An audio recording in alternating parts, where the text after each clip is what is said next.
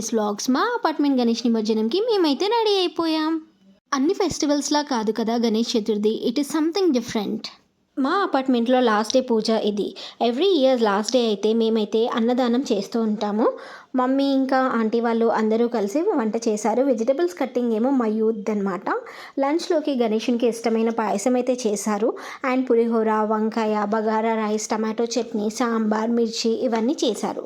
తర్వాత అన్నవాళ్ళు అండ్ మా హస్బెండ్ వాళ్ళంతా కలిసి వడ్డించారు. అందరూ కలిసి కూర్చొని మాట్లాడుకుంటూ భోజనం చేశారు. అలా లంచ్ అయిపోయాక పిల్లలు పెద్ద అని తేడా లేకుండా గేమ్స్ అయితే ఆడుకున్నాం.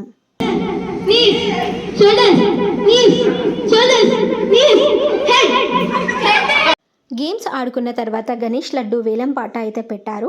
ఈసారి మా అపార్ట్మెంట్ గణేష్ లడ్డుని నా హస్బెండ్ తీసుకోవడం జరిగింది. అలానే చిన్న లడ్డుని వేరే వాళ్ళు తీసుకున్నారు. అలా లడ్డు వేలం పాట కంప్లీట్ అయిపోయింది. ఇంకా మేము కూడా లడ్డుని నెక్స్ట్ డే ప్యాకెట్స్లో ప్యాక్ చేసి అందరికీ గణేష్ బ్లెస్సింగ్స్ ఉండాలి అని అందరికీ పంచేసాము.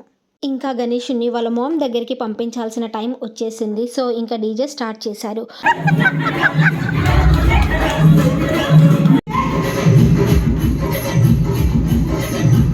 అన్ని ఫెస్టివల్స్లా కాదు కదా Ganesh Chaturthi, it is something different. 10 days గణేషుని మంచిగా పూజ చేసుకొని 11th డే నిమజ్జనం చేసుకుంటాం. అప్పుడే 10 days అయిపోయి 11th డేకి వచ్చేసాం. చాలా ఫాస్ట్గా డేస్ అయితే గడిచిపోయాయి.